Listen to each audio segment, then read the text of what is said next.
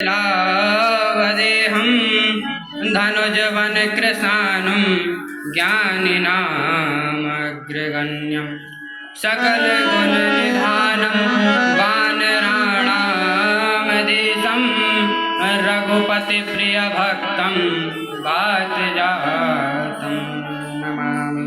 बोले वृंदावन बिहारी लाल की, राधा रानी सरकार की, श्रीमद्भागवत महापुराण की, हनुमान जी महाराज की, सद्गुरुदेव भगवान की जय जय।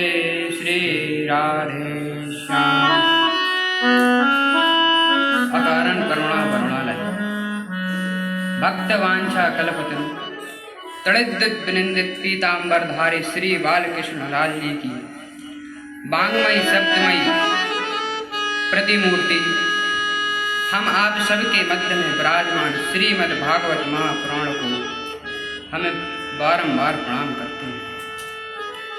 हम सभी के ऊपर भगवान श्री राधा रमण लाल जी की एवं सद्गुरुदेव भगवान की बड़ी विशेष कृपा है कि हमें इस कलयुग के कलुषित वातावरण में भी भगवान की दिव्य कथा श्रीमद् भागवत महापुराण को श्रवण करने का ऐसा सुंदर सुअवसर प्राप्त हो रहा है।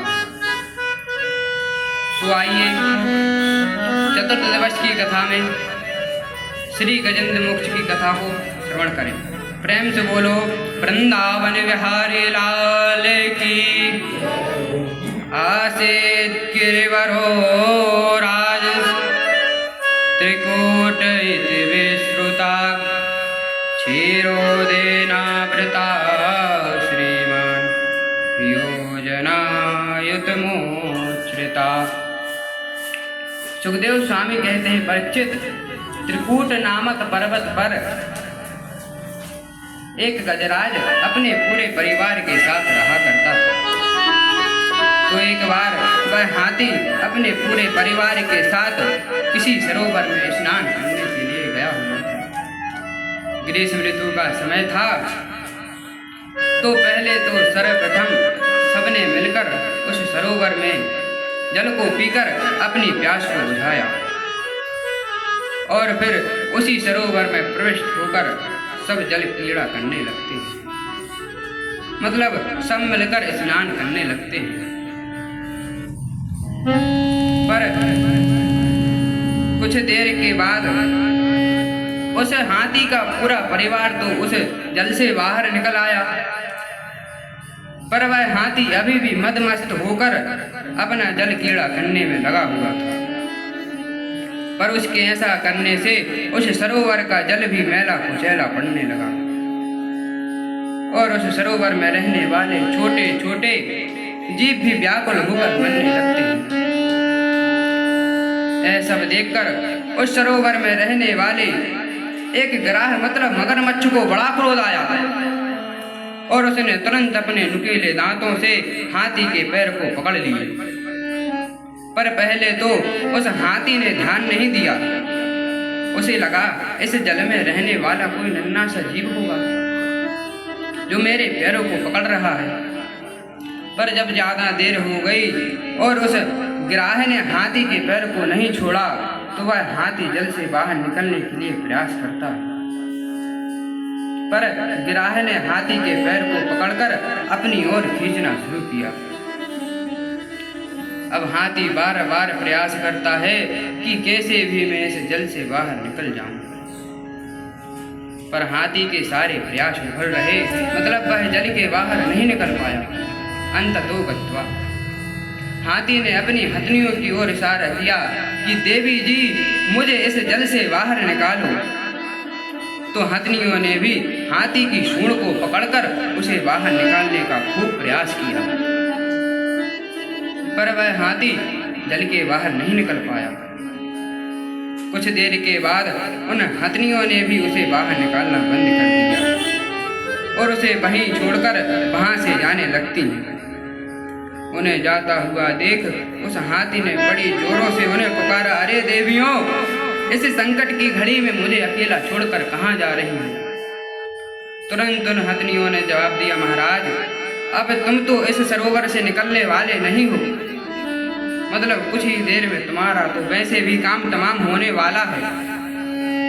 अब तुम्हारे चक्कर में यहाँ बैठकर हम सब भूखे प्यासे थोड़ी ही मरेंगे। और ऐसा कहकर हाथी का पूरा परिवार उसे अकेला छोड़कर वहां से चला गया। पर हथनियों की बातों को सुनकर हाथी के भीतर प्रबल वैराग्य जाग उठा कि जिन्हें हम अभी तक अपना मानते थे, वास्तव में वो भी मतलब के साथी थे। क्योंकि जब तक हमारे शरीर में बल था, पौरुष था, तब तक ये सब मेरे आगे पीछे घूमा करते थे। पर आज जैसे ही मेरे ऊपर विपत्ति आई, मेरा बल पराक्रम छीण पड़ने लगा, तो ये सब मुझे छोड़कर जा रहे हैं। इसका मतलब ये मेरे सगे संबंधी नहीं है, ये सब तो मतलब के रिश्तेदार हैं। क्योंकि सभी होते हैं रिश्तेदार जब पैसा पास होता है, और बिगड़ जाता है गरीबी में जो रिश्ता खास होता है। और ये वास्तव में यथार्थ सत्य है, क्योंकि इस संसार में जब तक हमारे शरीर में बल रहता है, खूब धन संपत्ति रहती है, तो भैया जी और बाबू जी कहकर हमारी खूब आओ भगत की जाती है। पर जैसे ही हमारे शरीर का बल पराक्रम कम पड़ने लगता है और धन संपत्ति भी नष्ट हो जाती है, तो जो कल तक हमारी खूब आओ भगत किया करते थे, वही आंख दिखाने लगते हैं। क्योंकि इस संसार में सब मतलब यही यार हैं। आज हथनियों की बातों को सुनकर उस हाथी के भीतर प्रबल वैराग्य जाग उठा और उसे यह ज्ञान हो गया कि एकमात्र परमात्मा ही हमारे सगे संबंधी है। और उस हाथी ने अपने मन को परमात्मा के चरणों से जोड़ते हुए, जल में डूबते हुए उस हाथी ने भगवान की बड़ी प्यारी स्तुति करी। पर उस गजराज ने अपनी स्तुति में किसी भी देवता विशेष का नाम नहीं लिया। वो गजराज अपनी स्तुति में कहता है, नमो भगवते तस्मै यत एतच्चिदात्मकं पुरुषाय दिव्याय परेशाय विधीमहे। मतलब गजराज अपनी स्तुति में कहता है कि जो इस जगत की उत्पत्ति और उसके पालन पोषण, मतलब जो सबके मूल हैं और जो सदा सर्वदा सबके हृदय में विराजमान रहने वाले हैं, ऐसे परम पुरुष परमात्मा को मैं प्रणाम करता हूँ। मैं उनकी शरण में हूँ, इसलिए ऐसे परम पुरुष भगवान मेरा दुख भंजन करें। पर गजराज की स्तुति को सुनकर सारे देवता आपस में विचार किया कि इस गजराज ने स्तुति तो खूब बढ़िया करी, पर उसने हम में से किसी भी देवता का अपनी स्तुति में नाम नहीं लिया, इसलिए उसे बचाने को कौन जाएगा और ये स्तुति किसकी मानी जाएगी। इस प्रकार से सारे देवता आपस में विचार ही करते रह गए और वहां वो हाथी जल में डूबने ही वाला था। पर जैसे ही मेरे प्रभु ने उस गजराज की स्तुति को सुना, तो बिना विचार के ही तुरंत गरुड़ारूढ़ होकर दौड़ पड़ते हैं प्रभु उसे बचाने के लिए। और जैसे ही भगवान वहां पहुंचे, तब तक वह हाथी पूरी तरह सरोवर में डूब चुका था। केवल सिर और उसकी सूंड ही बाहर दिखाई पड़ रही थी। पर जैसे ही उस हाथी ने भगवान को अपनी ओर आते हुए देखा कि भगवान मुझे बचाने के लिए दौड़ते हुए आ रहे हैं, तो यह सब देखकर वह हाथी भाव विभोर हो गया और उसने तुरंत अपनी सूंड से कमल का पुष्प उखाड़ा और वहीं से अपने कमलाकांत के चरणों में अर्पण कर दिया। गज निरीखे फहरान वसन की, तो ललक लगो मुख कमल विलोकनी, भूली गयो सुदिग्राह गसन की, गज निरीखे फहरान वसन के। मतलब उस हाथी ने जैसे ही प्रभु को अपनी ओर आते हुए देखा, तो वह इतना भाव विभोर हो गया कि उसे अपने देह गेह की सुध नहीं रही कि मुझे इस गिराह ने पकड़ रखा है। पर जैसे ही उस डूबते हुए हाथी को मेरे प्रभु ने देखा, तो तुरंत उसकी सूंड पकड़कर भगवान ने उसे जल के बाहर खींच लिया। पर हाथी के साथ ही साथ वह गिराह भी खिंचा हुआ चला आया और मेरे प्रभु ने तुरंत अपने चक्र सुदर्शन से उस ग्राह के मुख को चीरकर हाथी के साथ साथ उस ग्राह का भी उद्धार करते हैं। दक्षिण करस्त्र चक्र की कठोर ठोकर से जल सूर्य ग्राह की समस्त शक्ति खो गई। बाम कर कंज से संभाला है करीस पग, देखते ही शंभु की विधि की मति सो गई। पीत पट से पहुँचते अंगोछते बिंदु माथे के, शोभा यह और अनुराग बीज हो गई। मानो ब्रजराज कहते हूँ कि हे प्यारे गजराज, क्षमा करो टेर सुनने में देर हो, क्षमा करो टेर सुनने में देर हो। तो इस प्रकार से आज भगवान ने गज और ग्राह दोनों का ही उद्धार किया, क्योंकि ये दोनों ही श्रापित थे और श्राप प्रसाद गज और ग्राह की योनि में पड़े हुए थे। पर भगवान ने आज इन दोनों का उद्धार करके इन्हें श्राप से मुक्त किया, क्योंकि ये जो ग्राह था ये अपने पूर्व जन्म में हूहू नाम का एक गंधर्व था। और गंधर्वों में कुछ ऐसे भी गंधर्व होते हैं जो अपनी विविध चेष्टाओं से देवताओं को हंसाने का ही कार्य करते हैं। मतलब इनका काम ही है देवताओं का मनोरंजन करना। तो हूहू नाम का गंधर्व देवताओं को हंसाने का ही काम किया करता था। पर एक बार यह गंधर्व किसी सरोवर में स्नान करने के लिए गया हुआ था। पर वही सरोवर के दूसरे किनारे एक देवल नाम के महात्मा स्नान करके वहीं खड़े खड़े अपना भजन पूजा पाठ और भगवान सूर्य को अर्घ्य प्रदान कर रहे थे। तो महात्मा को देखकर इसे उपहास सूझा और इसने तुरंत जल के भीतर भीतर जाकर महात्मा के पैर पकड़ लिए। महात्मा को लगा किसी मगरमच्छ ने मेरे पैर पकड़ लिए, तो तुरंत वह चीखते हुए जल के बाहर निकल आए।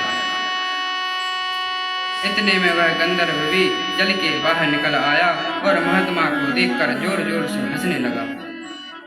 कहो महाराज, कैसी रही, डर गए ना? महात्मा तो पहले से ही घबराए हुए थे। तो तुरंत उन्होंने उसे श्राप दे दिया कि मूर्ख, तूने मेरी साधना और मेरी भजन पूजा पाठ में तूने व्यवधान उत्पन्न किया और तूने वो जो उपहास सूझ रहा है, इसलिए तुझे मैं श्राप देता हूँ कि तू मगर योनि को ही प्राप्त हो जाए। महात्मा के श्राप को सुनकर वह गंधर्व घबरा गया और उसने तुरंत महात्मा के पैर पकड़ लिए। महाराज, मेरा उद्देश्य आपके भजन में व्यवधान उत्पन्न करना या फिर आपको कष्ट पहुंचाना नहीं था। मेरा उद्देश्य तो आपका मनोरंजन करना था, इसलिए मेरे अपराध को क्षमा करें।